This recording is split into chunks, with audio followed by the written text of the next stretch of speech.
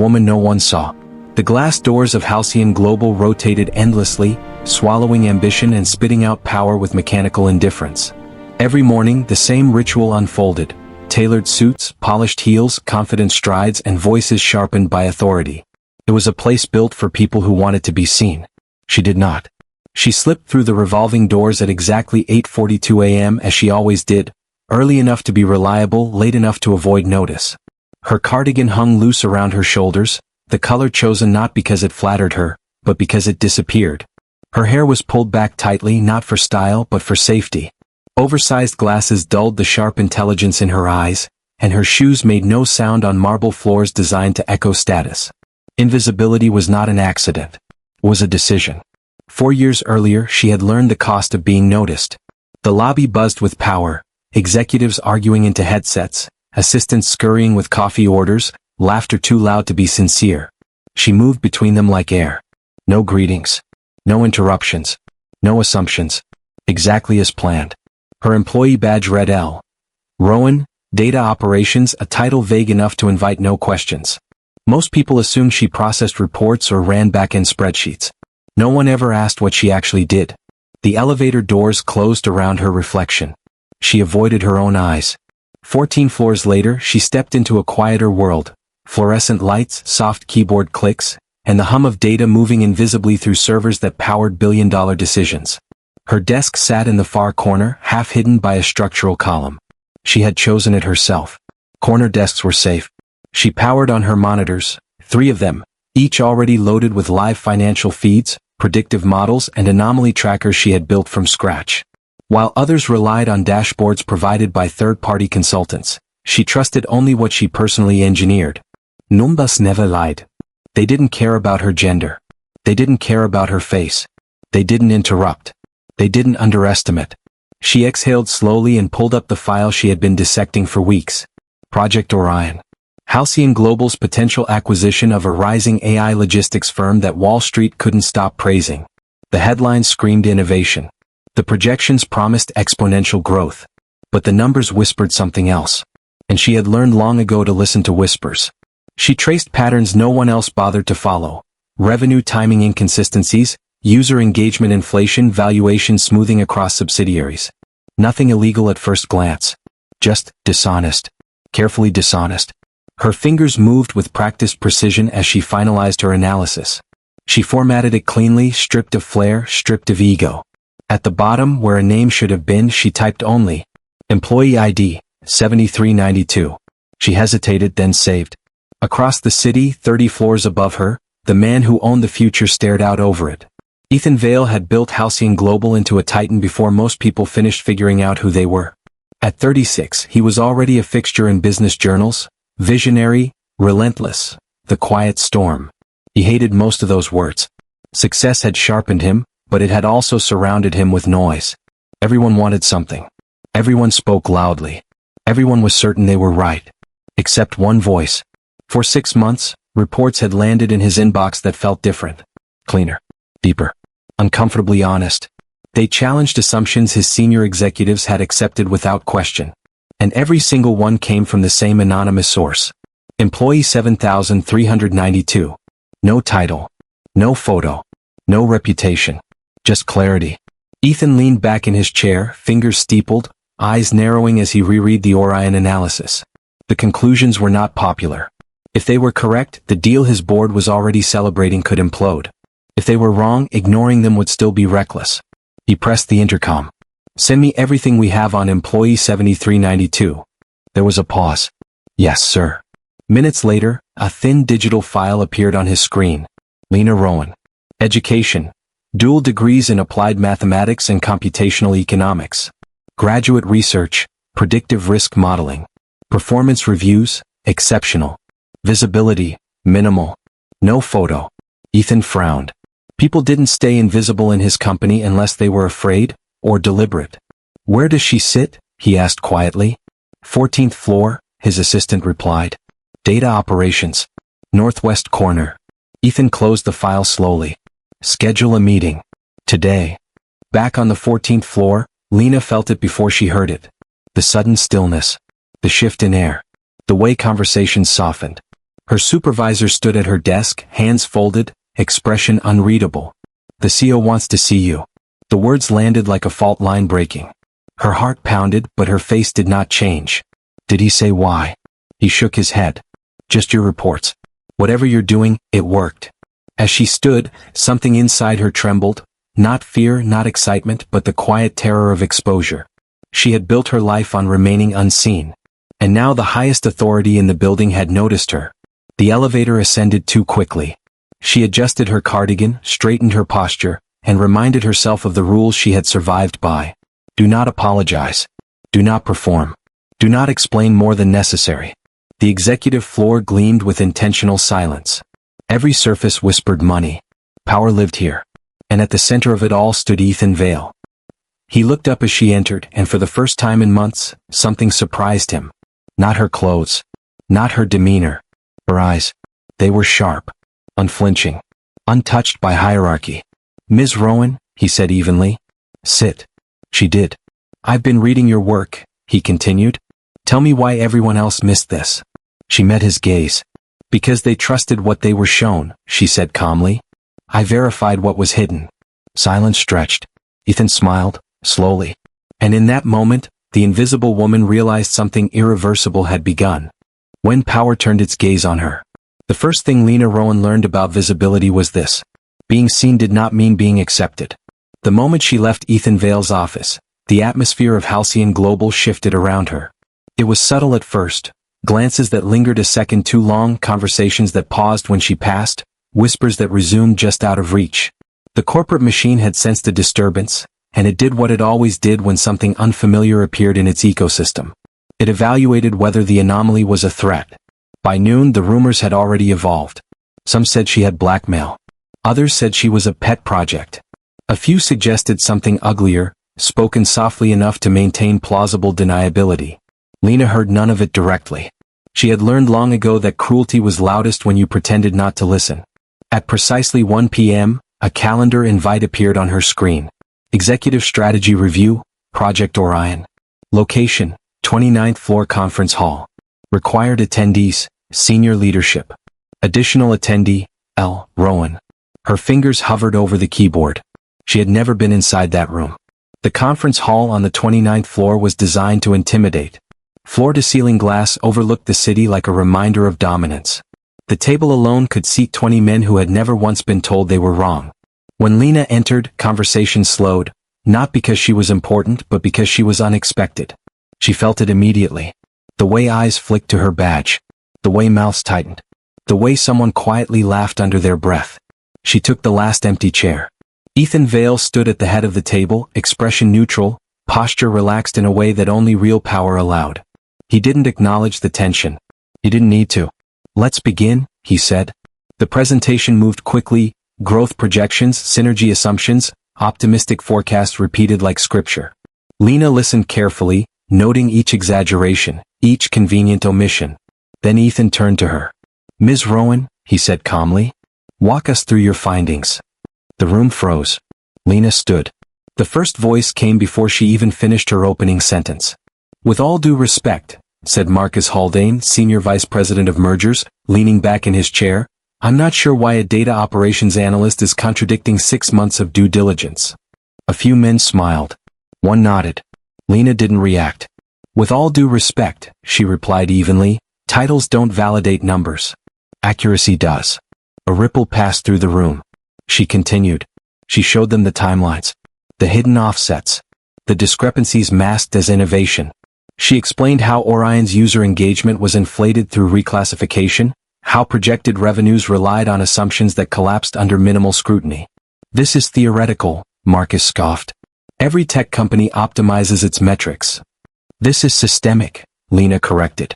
"And if we acquire them at current valuation, we inherit the correction." Silence followed. Not because they believed her, but because she refused to shrink. One executive finally spoke, voice smooth with dismissal. "You expect us to jeopardize a landmark acquisition based on an internal model no one's validated?" Ethan leaned forward. "I have," he said quietly. The room stiffened. "I personally reviewed her methodology," he continued. "It's sound. And if we ignore it because of who delivered it, we deserve the consequences." That was the moment Lena understood something else about visibility. Power did not protect you from resistance. It magnified it. The meeting ended without consensus. But when it ended, something had shifted. She wasn't invisible anymore. She was inconvenient. The backlash came quickly. Her access permissions were suddenly delayed. Her requests for data were overlooked. A senior analyst openly questioned her credentials in a shared channel.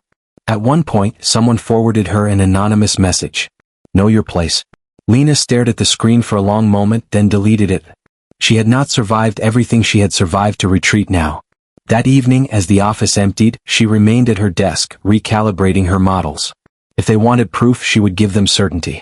Numbers were patient. At 9:17 p.m., her screen lit up with a new message.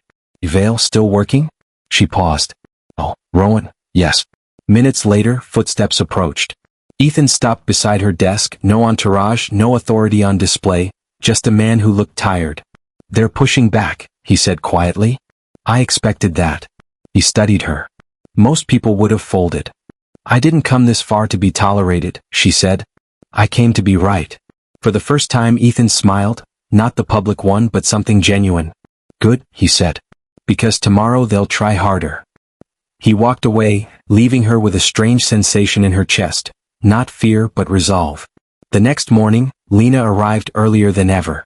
By midday the board was divided.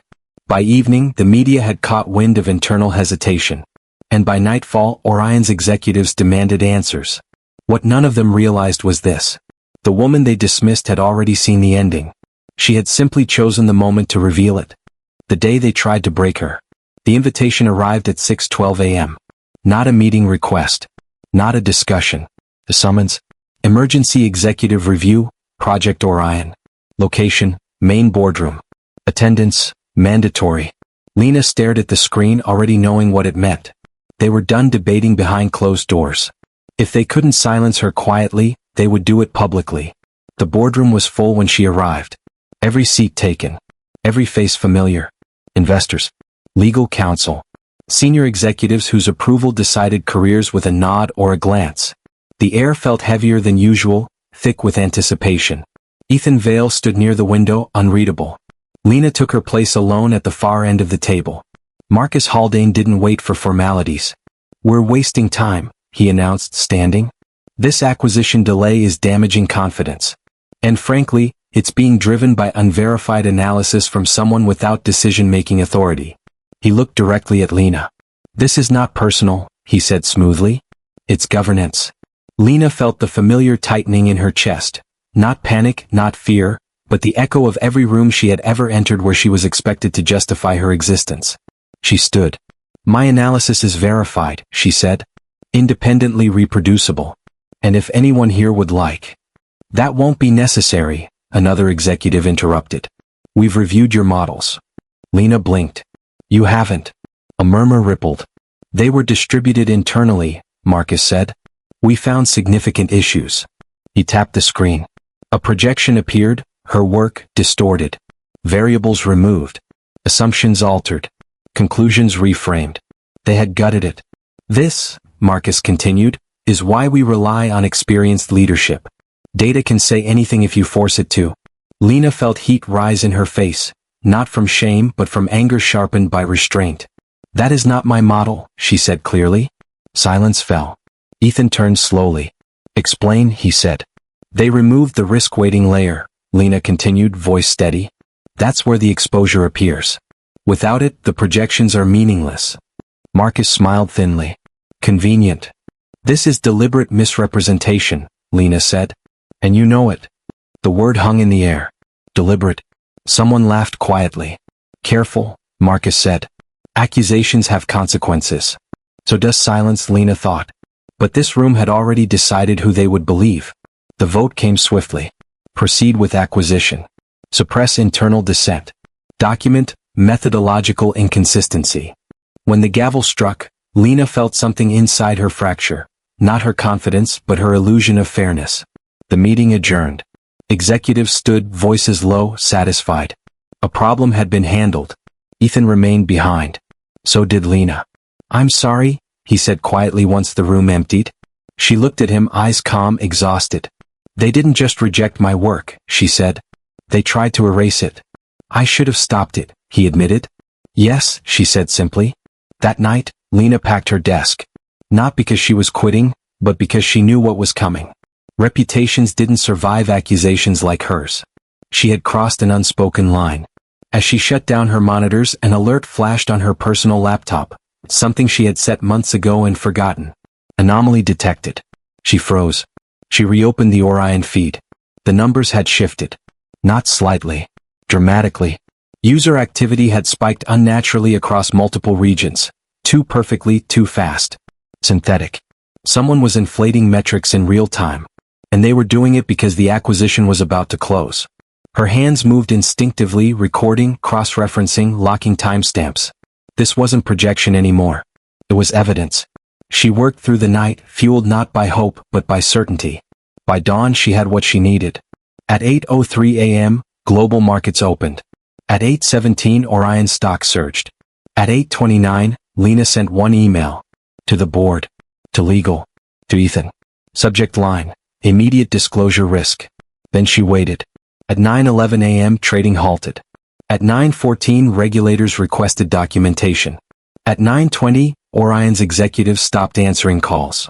And at 9:31 Ethan Vale walked into the boardroom holding a folder thick with truth. Lena stood beside him. This time no one laughed. When the invisible woman changed everything. The silence in the boardroom was not empty. It was stunned. No one spoke as Ethan Vale laid the folder at the center of the table. He did not rush. He did not raise his voice. He simply opened the truth and let it breathe. Screens lit up around the room. Timestamp data. Cross-market comparisons. Real-time inflations aligned precisely with acquisition milestones. The evidence was undeniable. This was detected last night, Ethan said calmly. Independent of our internal models. I shifted. This data manipulation began immediately after our vote, he continued. Which means someone believed scrutiny was over. Marcus Haldane's face had lost its color. That's circumstantial, he said weakly. Lena stepped forward. No, she said. It's systemic. She pointed to the screen. User activity increases in perfectly linear increments across regions with no corresponding infrastructure load. That doesn't happen organically. She paused. And it doesn't happen accidentally. Legal counsel leaned in. How confident are you in this analysis? Lena met his gaze. 100%. The room changed. Phones buzzed. Assistants re-entered. A screen in the corner switched to a breaking news banner. Trading halted, Orion AI under regulatory review. Someone swore under their breath. Ethan closed the folder. We're done speculating, he said. We're cooperating fully. Within hours, the narrative reversed. What had been hailed as a visionary acquisition became a cautionary tale. Media outlets tore through Orion's numbers. Analysts revised recommendations. Investors demanded answers.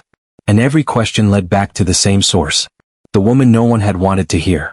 By afternoon, Marcus Haldane resigned. By evening, Orion CEO was on leave. By morning, federal inquiries were public.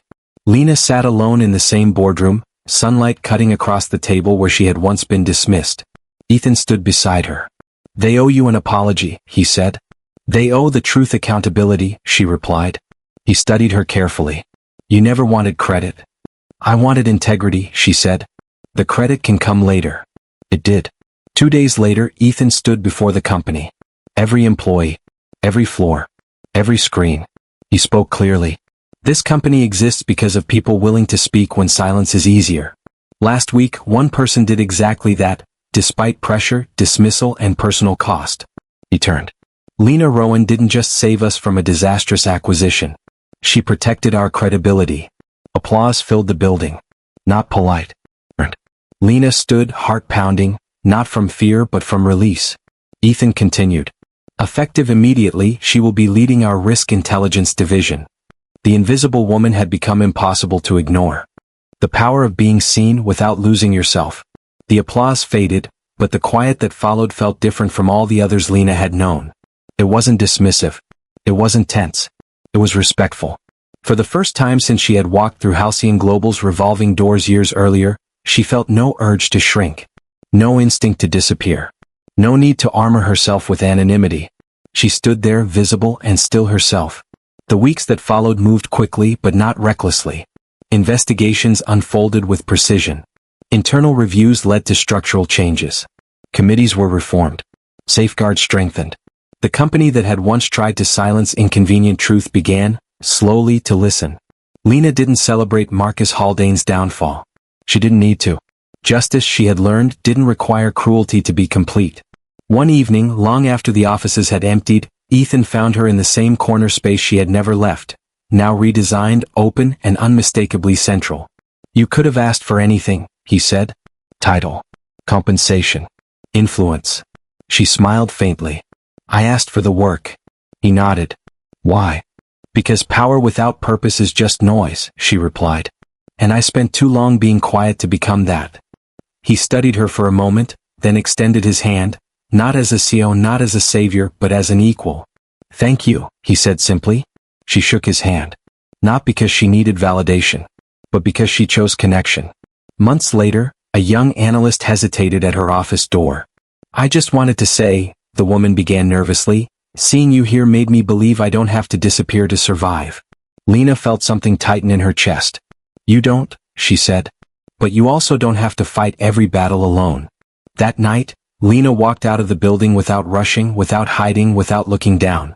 The city lights reflected in the glass doors as they turned, still swallowing ambition, still releasing power. But this time they reflected her back. Unhidden. Unapologetic. Unbroken. She had chosen invisibility once to protect herself. Now she chose presence, to protect the truth.